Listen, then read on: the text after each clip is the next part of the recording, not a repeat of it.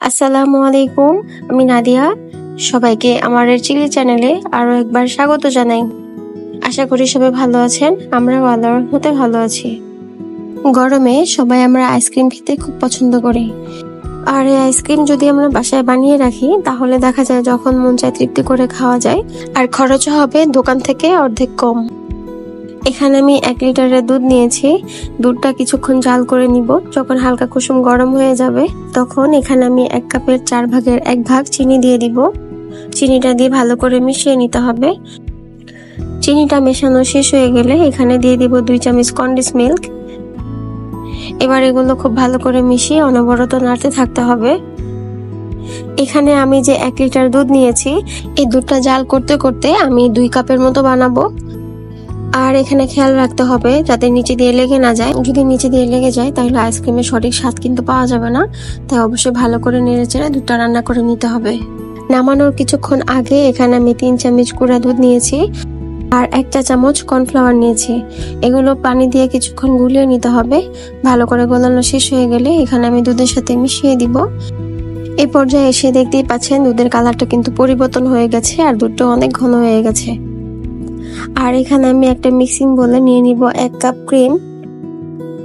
এবার এই ক্রিমটা খুব ভালো করে বিট করে নিতে হবে যতক্ষণ না পর্যন্ত ফোমের মতো হয়ে যায়। আমি এখানে ক্রিমটা খুব ভালো করে বিট করে নিয়েছি। এই পর্যায়ে এসে এখানে আমি জাল করে রাখা যে 2 কাপ দুধ ছিল, এই 2 কাপ দুধ এখানে মিশিয়ে দিব।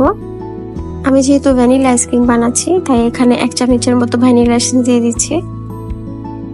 এই পর্যায়ে এসে সবগুলো উপকরণ আবার খুব ভালো করে বিট করে নিতে হবে। এখানে যত ভালো করে বিট করবেন আইসক্রিমের স্বাদটা কিন্তু তত ভালো হবে আর আইসক্রিমটা তত সফট হবে। বোঝাই যাবে না যে আপনি দোকানের আইসক্রিম খাচ্ছেন না বাসায় বানানো আইসক্রিম খাচ্ছেন। সবগুলো উপকরণ খুব ভালো করে বিট করা শেষ হয়ে গেছে আর আমার আইসক্রিমের ঘনত্বটা এরকম হয়েছে। এই পর্যায়ে এসে আমি আইসক্রিমের একটা বাটি নিয়েছি আর আইসক্রিমের বাটিতে সবগুলো ক্রিম ঢেলে দিচ্ছি। আপনারা চাইলে কাঁচের কোনো বাটিতে বা অন্য কোনো মোল্ডেও ঢেলে নিতে পারবেন।